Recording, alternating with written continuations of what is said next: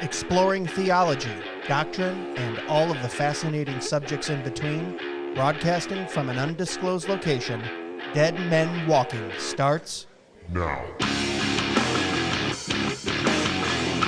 Hey everyone, welcome back to another episode of Dead Men Walking podcast, continuing our series live from Fight Laugh Feast in Knoxville, Tennessee.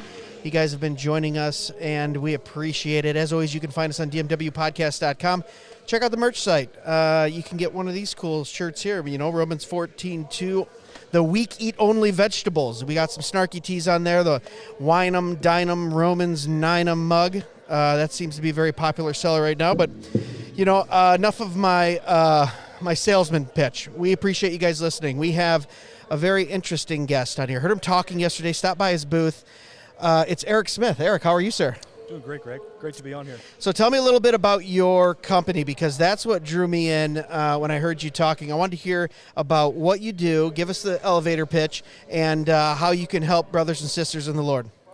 Yeah, great. So I work for Dime. Now, Dime, we've got a couple smaller companies within the Dime umbrella of brands. Okay. So the one you've probably heard us mentioned on the Cross Politic podcast with is Dime Payments. So we do payment processing. Essentially what that means is if you run a business, whether it's in person, whether it's online, whether you send invoices, you need to get paid.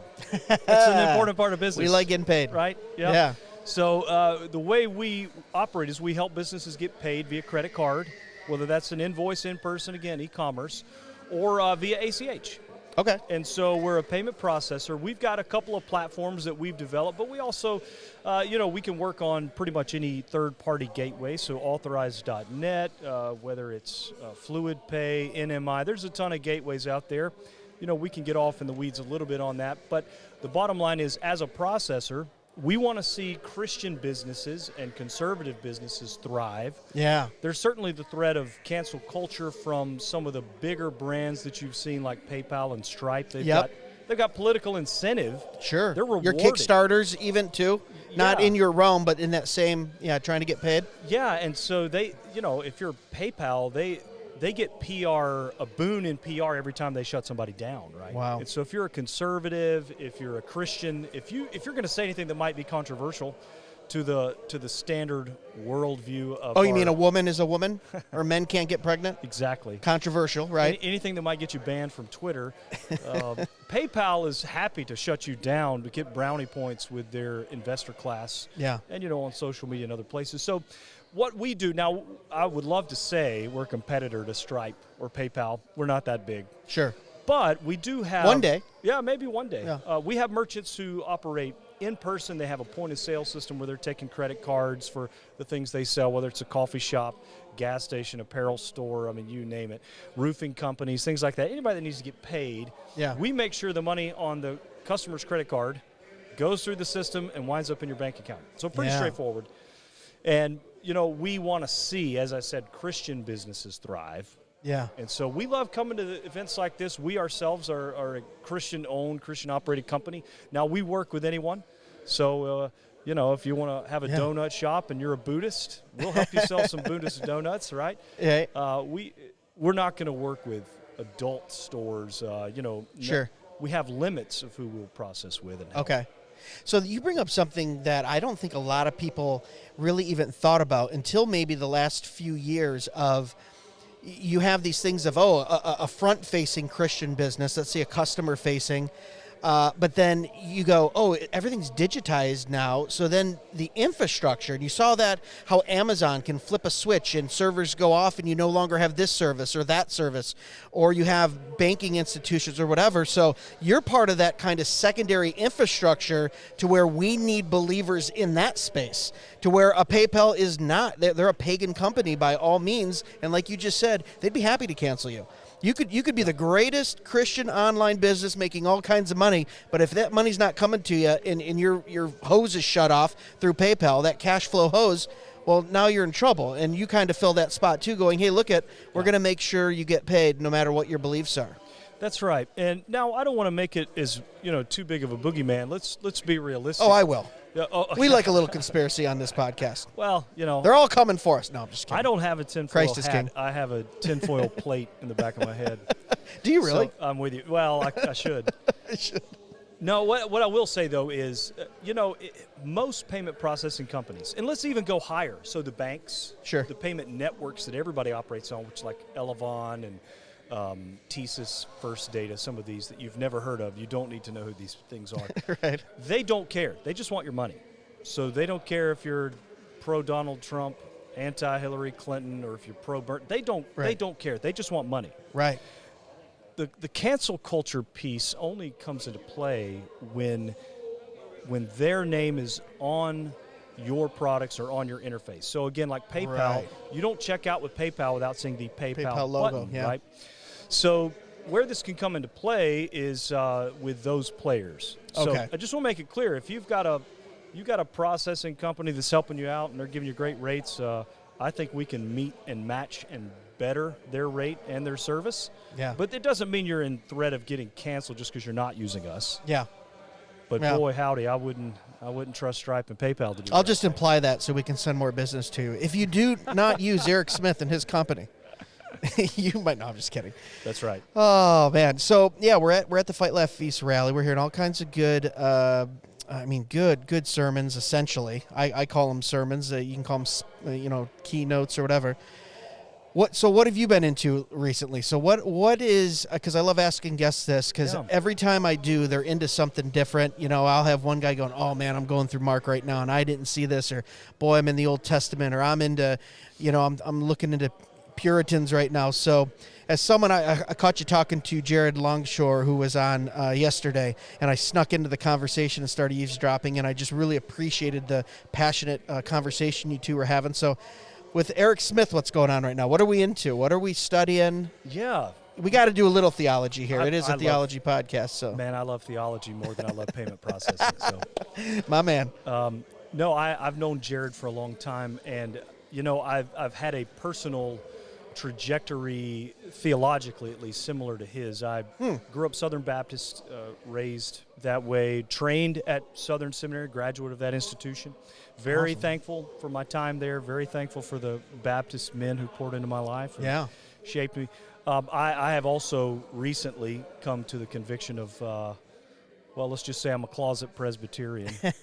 I'm coming out here on the podcast, though. Oh, so there we go. You never had anybody come out on your podcast, have No, you? I'm no, coming I out, haven't. baby. All right. No, so the Lord's been showing me as I've read several things. I've read and followed writings and sermons by Presbyterian men that I've loved for a long time, particularly Doug Wilson. Yeah. And several others.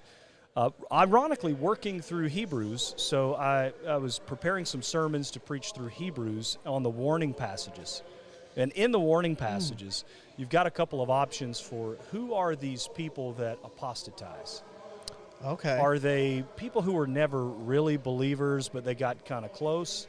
Are they, I have Arminian friends who would say, no, these were born-again Christians who lost their salvation. You're right. They fell away. Which we don't believe here. No, not at all. But then, the Baptist position advocated by Charles Spurgeon, advocated by my professors at Southern Seminary would say, well, this is a hypothetical category.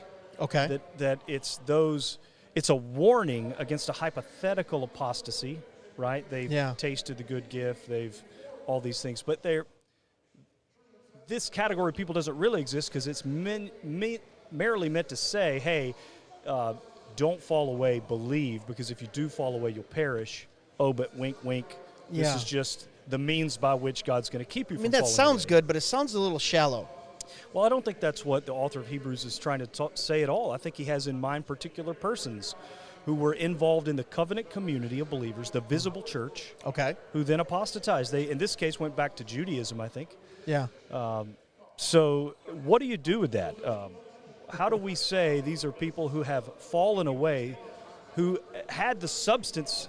I think what he's arguing there is they had the substance of the new covenant. They were members of the new covenant, and yet, we affirm perseverance of the saints, so we can say, were they truly of us? I mean, First John gives us some indication that those who go out from us were never really of us. Yeah.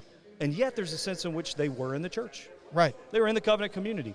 So That's a Cliff Notes version. I encourage your listeners to do more So investigation. is that, you said you were studying through Hebrews, you saw those, and that's what kind of started the process, or had you been thinking about that for a while or wrestling with that? Because I asked Jared the same thing. Was this, because the only reason I ask is because we have a similar trajectory. I was a closeted Calvinist for 8 years. Okay. Right? So grew up in almost like a legalistic fundamental Baptist, and then about 8 or 9 swung into this Bethel kind of Hillsong-y. Oh. So I had 2 extremes, right? And then said the sinner's prayer at 7, but the Lord saved me at 24, and started to read the actual Bible and not put tradition on it. And I was like, oh my gosh, I think I'm this crazy Calvinist. And it took a long time to even say that, in the Reformed position. And just now started attending about a year, well, not even that, 8 months ago, a Reformed Presbyterian church. Okay. Was in kind of non-denominational Baptist light, I guess you would say. Yeah. That was another realization, too. When I was like 16 or 17, I went, all non-denominational churches are basically just Baptist. They're Baptists. They don't I like the didn't know label. It's marketing. It's just right, pure it's marketing.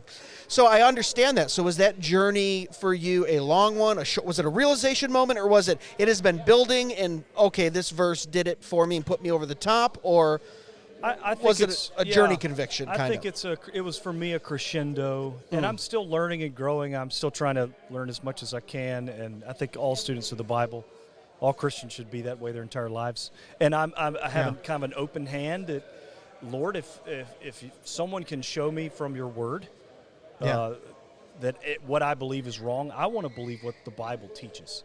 Yeah. So it's kind of been a crescendo for me. So when I was 15, I had a pastor who was a Calvinist, and he exposed me to Charles Spurgeon, Arthur Pink, several others. And so I became a Calvinist from reading Romans 9 in his house when I was 15. And from there, he introduced me to works by guys like Kenneth Gentry, Gary DeMar, some others. So I became a post-millennialist when I was about 16, 17. Oh, you were cool before it was cool to be cool, man. Well, let me tell you, my friends at high school loved me. I was great at parties.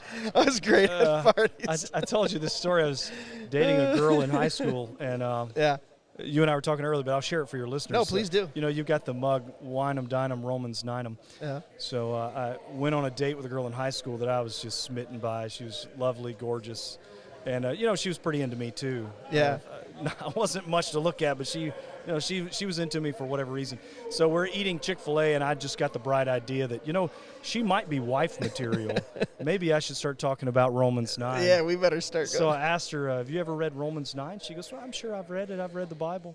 So I just start walking through. I pull out my Bible, and I just start walking through Paul's argument about election. And I could see her falling out of love with me. Just as you're talking. Dropping down her face. Oh. So, anyway. Oh, you want to know what, though? Providence of the Lord. She wasn't meant to be. She wasn't the right one. No, not at all. Are you married now? Do you have kids or anything? I am married. And when I met my wife, she was already a Calvinist. Oh, look at that. So that's good. Now, I'm married, got 3 little girls. Awesome. They're great. The Lord's been good to me, good to my family. Yeah, yeah. So to get back to your question with the crescendo, so how did I come to it? So, some of the pieces were, I would say, in place. I was familiar with covenant theology. Just when I went to college, I hung out with the guys in the RUF. So I hung out with Presbyterians. I agreed with them on election.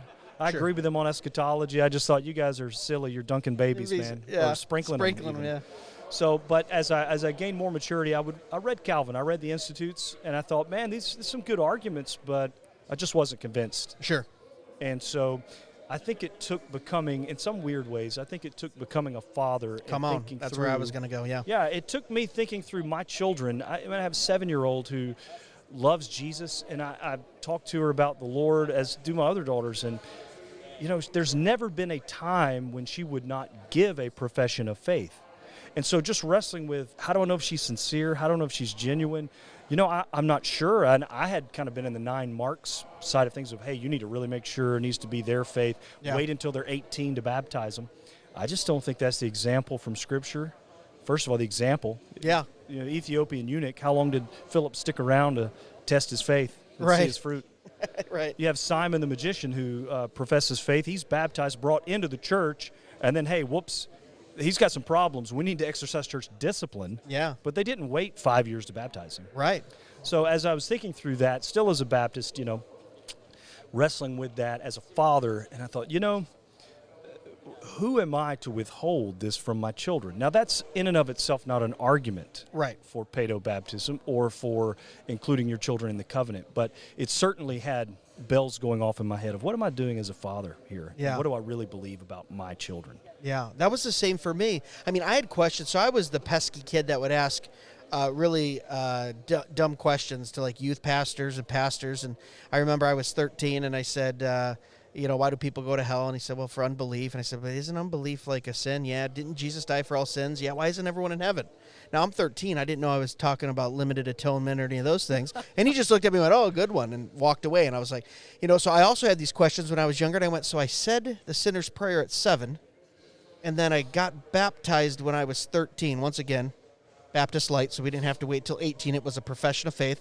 And I went, well, what the heck was going on in those 7 years in between? Why did I was sound enough in my church to, okay, if you're 7 and you say something, you can, but, oh, no, you have to wait until you really mean it to be baptized. And it always confused me, right? And then when you have kids, you go, my 4-year-old, I said something like, oh, well, he's the greatest of all time. I was talking about a sports figure.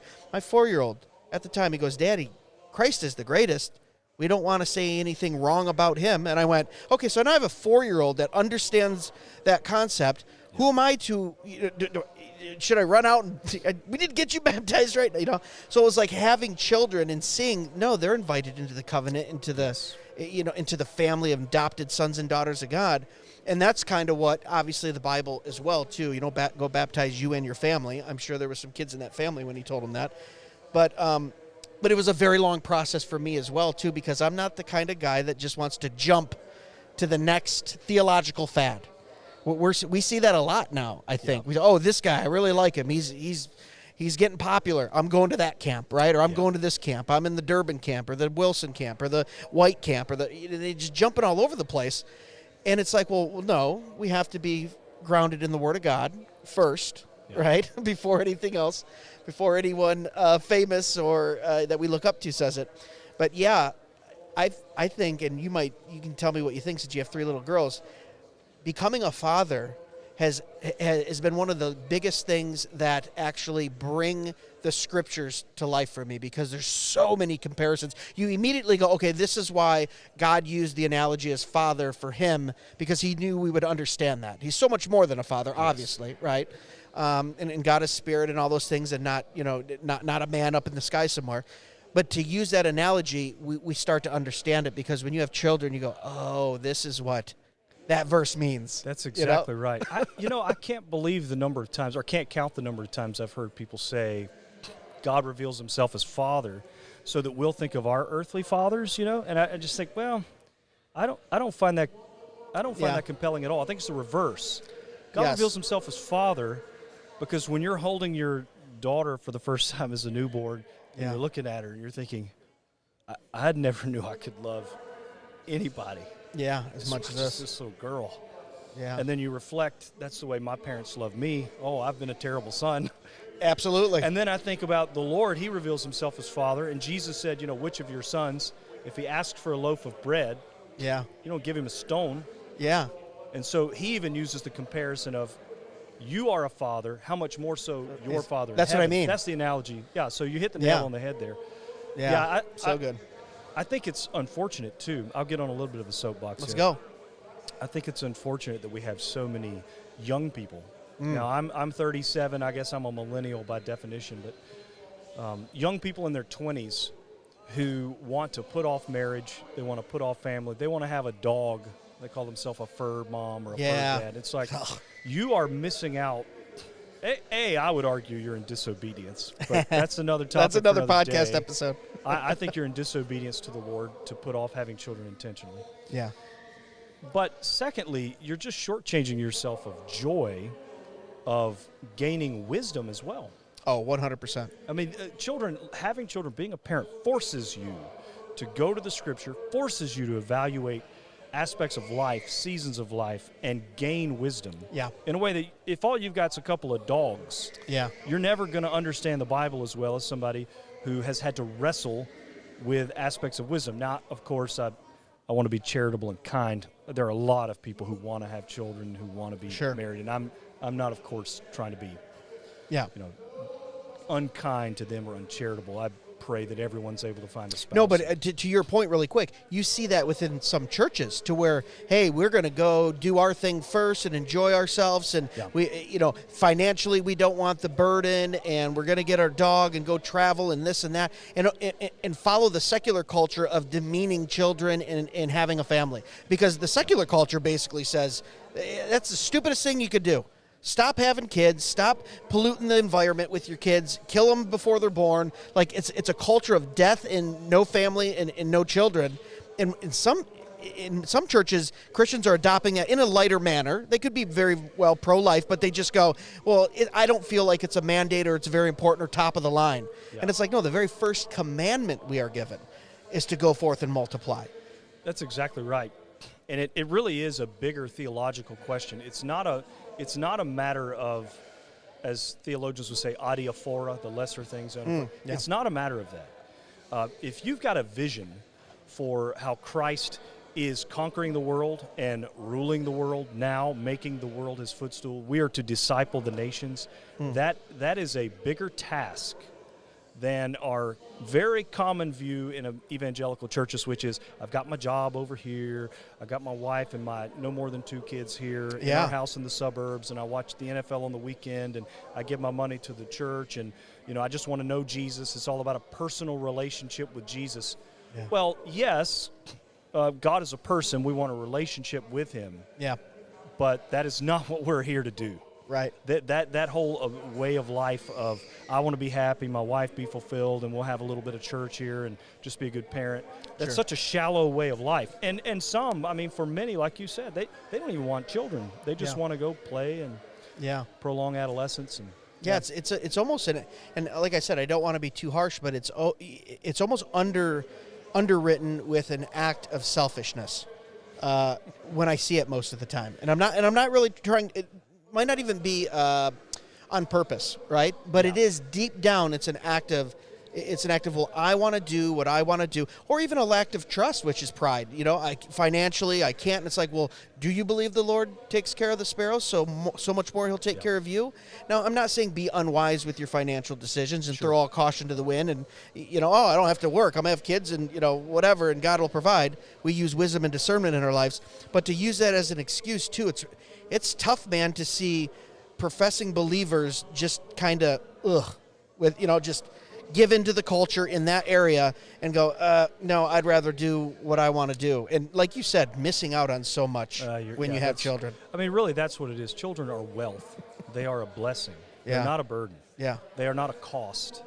They are wealth, really. Yeah. I will say one thing where I have noticed this, and I have to be on guard against this. This is something my wife and I talk about all the time. Children can be difficult. I mean, they do take your time. They take your energy. They require money. But one thing we try to be careful of with our children is we never want them to have the mindset that they are a burden to us. Absolutely. Or that they're a drain. Because they are a joy. Maybe not in every moment. Yeah. One thing I have seen from Christian parents, especially those, it's easy to throw stones at the previous generation, but, the generation who are in their 50s and 60s now, I remember my parents, maybe not so much my parents, but the parents of my friends, the parents of other family members, will just say that, would say things like, oh my goodness, I've always got to drive you everywhere. Why am I always running? You cost so much. You just wore a new pair of shoes. Why am I buying you more shoes? Yeah. So when you hear that as a teenager or a child growing up for 15, 18 years, that all you are is an inconvenience to your parents, when you become 20, you're like, I don't want to do that. You don't want to get married and have kids because all you heard for 20 years is what a nuisance you were, what a burden you were, what an inconvenience you were. Yeah. I think we as Christian parents have a duty to our children to communicate very clearly that they are a joy, they are a blessing, and that the best things in our life come from our household. Yeah. That way they aspire and want that. Yep. I know many people who are willingly childless, intentionally childless, in their 20s and 30s because they say, all I heard growing up was that children were a nuisance and a bother. My parents took every opportunity to remind me of that. Yeah, or you cost so much, or, And so, you've got a lot of people who are boomers and Gen X who want grandkids, and they're frustrated with their adult kids and they don't have grandkids, it's like, it's your fault. Yeah, you might have been part of the problem, right? Yeah. So how old are your three, if you don't mind saying? Yeah, they're 12, 10, and 7. Okay, so they're old enough to where the Lord is also using them to reflect maybe some of your bad tendencies back at you. I think the Lord uses children for that as well. And you go, I'm so frustrated in your head. And you go, oh, that's because that's me talking to me. And now I need to curb that in me and also train them. You know what I mean? Yes. Does he do that to you too? Just not me? Every day. Okay. Yeah. Oh my goodness! I have an extremely my eldest is extremely literal, and I am extremely literal. And my wife has told me that. And goes, God, do you have to debate and argue? And it's not right. And I find my 13-year-old doing that, and I go, Lord, you're good because now you've And I just one day I went, gosh, Penelope. Sorry, I'm saying her name. But you have a daughter named Penelope? Yeah, I do too. Awesome. Yeah. Penelope. She's so literal sometimes. And my wife goes, yeah. I've been living with it for quite a while. I've known you since you were 18.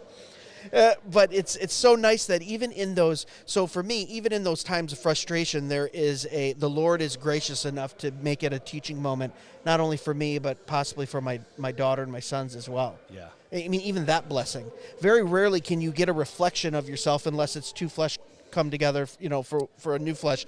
So it's like, even that is a pretty neat thing that the Lord does for you in children. I didn't know this was going to be a children's podcast, but who cares? Well, one thing we've also done in our household is when, so I have 3, so when one sister gets mad at the other, which happens from time to time, believe it or not, I can use my own sinfulness as a way to mediate. So, for example, I have a daughter who loves to joke and cut up and pick and be really intentionally annoying all the time. She loves it. Well, that was me as a kid. And if I'm being honest, that's me as a dad sometimes. Sure, yeah. I'm always picking and poking and prodding and giving them a hard time, taking their words literal, some of the things you talk about. Yeah. And so when one of the sisters gets mad at this sister, I can say, hey, she said X, Y, Z to you, and that's got you mad. Yes, I can't stand it. She's always joking around. I said, yeah, do I ever act that way?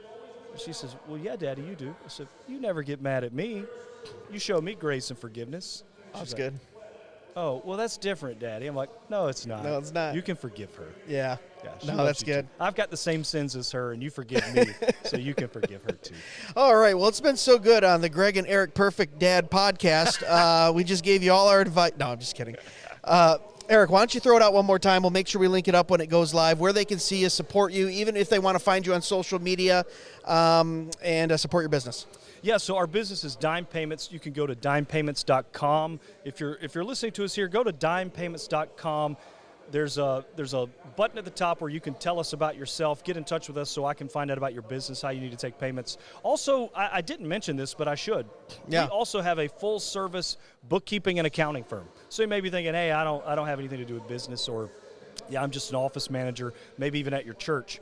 We love, and our specialty really in that area is bookkeeping and accounting for churches and nonprofit orgs. It can be difficult to do that in-house if you're a church. Maybe your church is growing. Maybe you need to downsize. Maybe somebody's retiring.